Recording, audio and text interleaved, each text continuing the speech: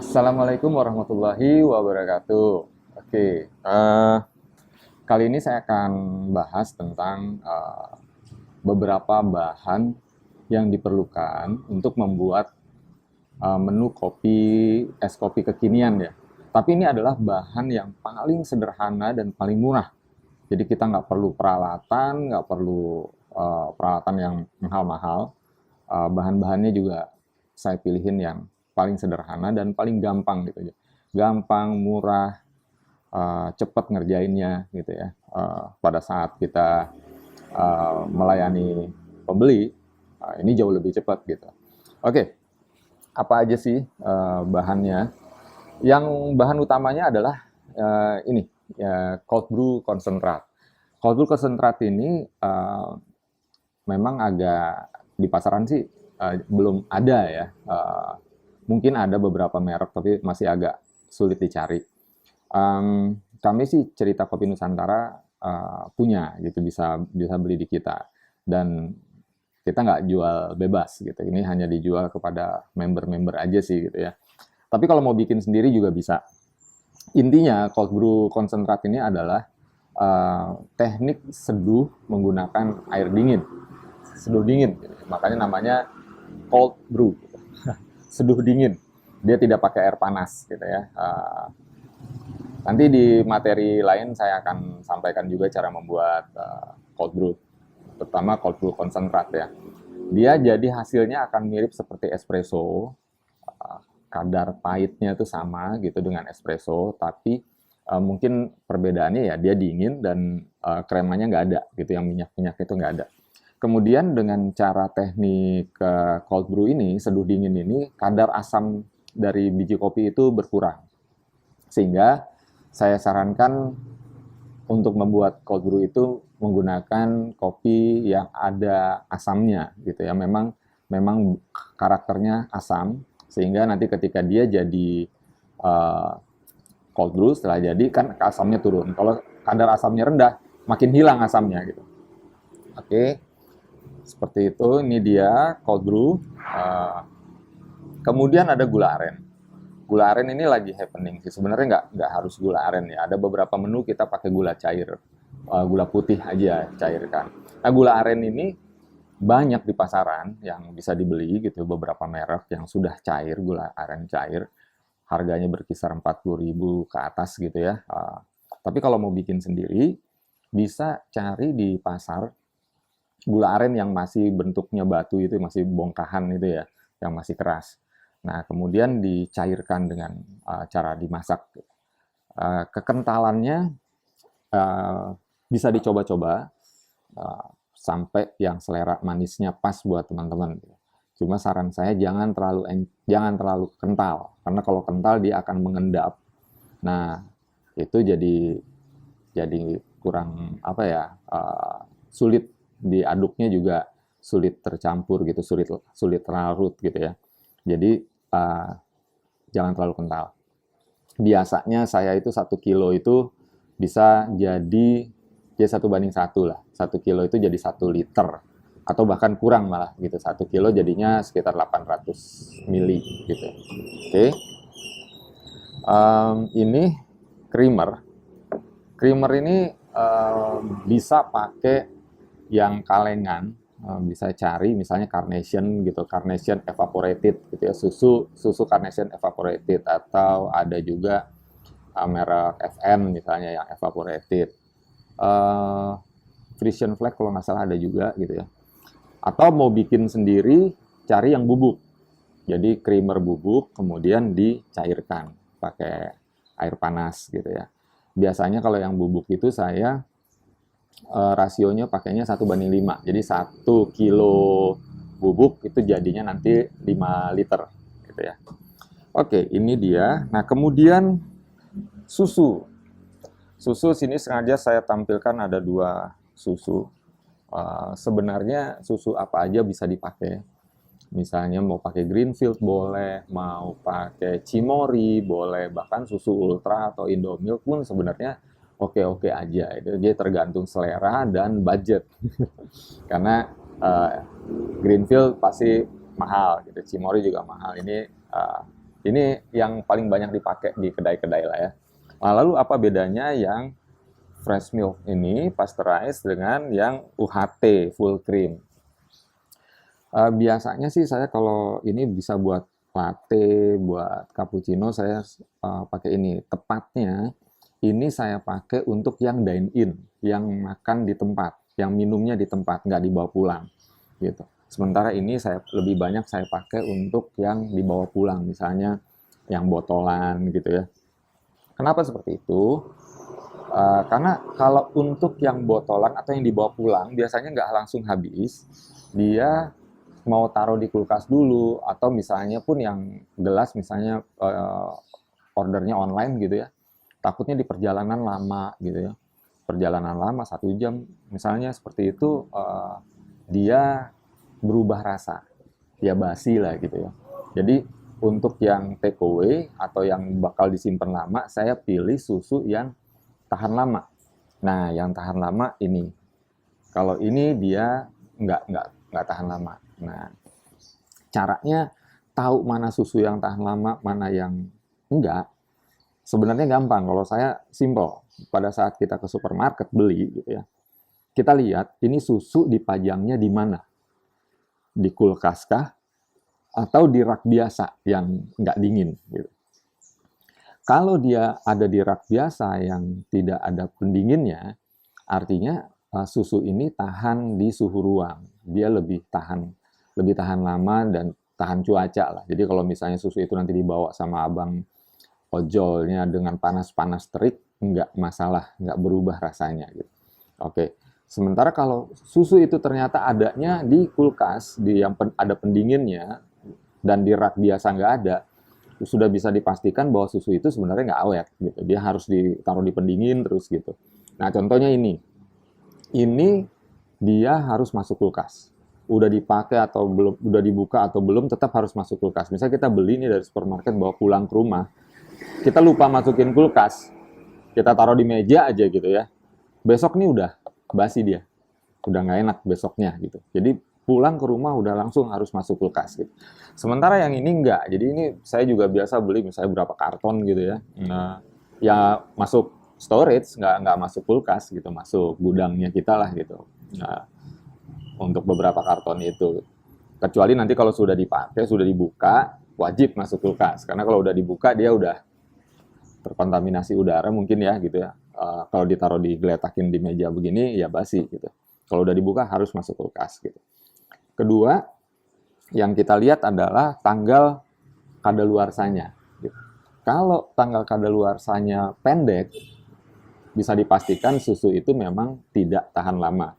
Contohnya ini baru beli nih, tapi tanggal kadaluarsanya udah sebulan lagi habis gitu. Nggak, sebulan lagi sudah kadaluarsa dia.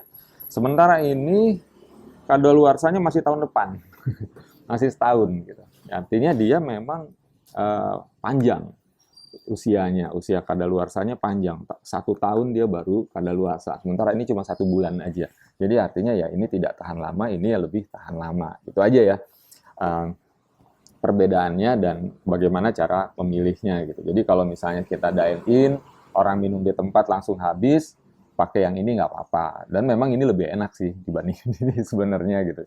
Harganya juga lebih mahal. Tapi tadi kalau misalnya dibuat botolan yang dibawa pulang, saya nggak rekomen. Karena ini nggak tahan. Besoknya juga udah basi. Sementara ini, kalau buat botolan itu bisa 1 minggu. Tapi biasanya saya di botolnya itu, di kemasan saya tulisnya tahan 4 hari dalam kulkas. Jadi saya nggak bilang 1 minggu. Saya bilangnya 4 hari aja dalam kulkas supaya ada spare waktu lah ya. Dan saran saya untuk yang dibawa pulang gitu, botolan-botolan itu bikinnya pada saat orang order aja. Jadi jangan nyetok gitu, jangan bikin stok. Ada orang order bikin gitu ya. Supaya dia benar-benar fresh. Jadi kalau dia simpen di kulkasnya di rumah 4 hari ya beneran 4 hari. Meleset sedikit 5 hari masih nggak apa-apa. Karena dia tahan 1 minggu sebenarnya. Tapi kita yang paling nggak, kita udah ingetin sama yang beli, ini tahannya cuma 4 hari loh di kulkas gitu ya. Oke. Kemudian ada beberapa tambahan. Itu sih opsional lah ya. Ini aja ya, variasi. Kayak tadi gula aren kita bisa juga tambahkan ganti dengan gula cair. Gula putih ya, gula pasir yang kita panaskan, dicairkan, itu juga enak gitu. Pengganti gula aren. Cuma gula aren kan lagi happening aja ya. Oke, kemudian biasanya kita mau rasa-rasa lain gitu, rasa karamel, vanilla, tiramisu, hazelnut gitu. Nah, itu ditambahkan dengan sirup. Nah, sirupnya apa? Yang paling umum dipakai memang ini Monin, Triste, dan Denali gitu ya. Tapi bisa cari sih sirup-sirup lain gitu, nanti dicoba mana yang cocok dan sesuai budget. Kalau Denali ini harganya 100 ribuan, ya 90. Kalau di Tokopedia itu biasanya nulisnya 99 ribu. 100 ribu kurang dikit. Ini isinya cuma 750 mili gitu. Dan tapi varian rasanya banyak. Banyak banget nih varian rasanya. Kemudian saya suka pakai soda juga. Jadi kadang-kadang saya bikin es kopi susu, es kopi soda gitu. Es kopi soda nanti dia rasanya jadi kayak apa ya? Uh, Orang mungkin suka bilang kopi bir atau kayak kayak gitulah ya. Uh, saya pakai soda mereknya ini. Biasa yang saya pakai adalah Zoda. Tapi kenapa Zoda? Mungkin banyak soda-soda lain, silahkan aja dicari gitu. Tapi yang pasti cari soda yang nggak ada rasanya, yang plain. Nah, saya kenapa pilihnya Zoda? Zoda ini tanpa rasa, nggak ada pemanis maksudnya gitu. Dia nggak manis. Karena kan nanti kita ada gulanya juga gitu, ditambahin soda yang manis malah nggak enak gitu ya. Jadi cari soda yang tanpa pemanis, tanpa ada rasanya. Kemudian ini menarik nih. Ini minuman zaman dulu ya. Bisa cari di Tokopedia atau di mana. Ini Sarsaparilla dan variannya banyak. Ada Sarsaparilla, ada temulawak, ada mungkin yang terkenalnya sih mereka kopi bir ya, kopi bir. Saya suka bikin ada menu es kopi Sarsaparilla gitu, es kopi Sarsaparilla gitu. Rasanya jadi unik lah. Gitu. Es kopi Sarsaparilla pakai gula aren. Gitu. Merek ini murah. Kenapa saya pilih ini mereknya? Karena Sarsaparilla banyak sih. Ada cap badak, yang lain-lain gitu ya. Nah, tapi saya pilih ini dan kayaknya banyak kedai kopi yang pakai ini juga mereknya. Karena harganya cukup bersahabat. Oke, untuk bahan baku mostly ini aja sih. Nanti tambahan-tambahan lain kayak lemon apa ya silahkan ditambahkan atau mau rasa kelapa pakai kemasan juga boleh hydro coco gitu ya. Kemudian bisa juga dengan powder misalnya powder alpukat gitu ditambahkan powder alpukat, mangga gitu. Ada yang lain-lain gitu dan rasa lain rasa matcha apa itu banyak ya powder itu harganya nggak mahal kalau kita cari powder ada yang murah ada yang mahal berkisar dari 40 ribuan sampai 80 ribu sekilo lah gitu ya itu udah cukup gitu jangan nggak usah juga beli yang ratusan ribu yang 40 ribu sampai 80 ribu itu per kilo powder itu udah cukup enak sih gitu menurut saya enak dan kita suka pakai juga gitu ya dan penggunaan powder nggak terlalu banyak gitu untuk satu cup itu paling kita pakai cuma 30 gram sampai 40 gram gitu kalau 40 gram berarti jadi berapa banyak oke peralatannya cuma ini gitu. Peralatannya karena semuanya bentuknya cair sehingga kita menggunakan konversinya adalah mililiter kita menggunakannya mililiter nah, karena ini cair semua kita pakai mililiter aja misalnya ininya 30 mili ini 20 mili ininya 5 mili ya seperti itulah gitu ya saya pakai ini harganya 10 ribuan gitu kalau rajin nyari 9 ribu dapat kemudian boleh juga ditambahkan ini handy frother gitu, handy milk frother harganya 35 sampai 80-an gitu. Ini sih harga yang saya beli yang 35. Ini fungsinya untuk bikin foam susu atau foam yang lain. Jadi misalnya ada powder juga mau dibikin foam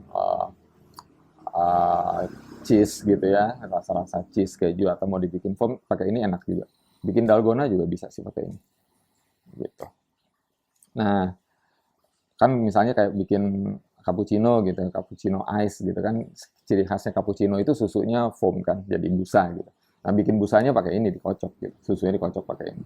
Jadi susu dingin pun dikocok pakai ini jadi busanya.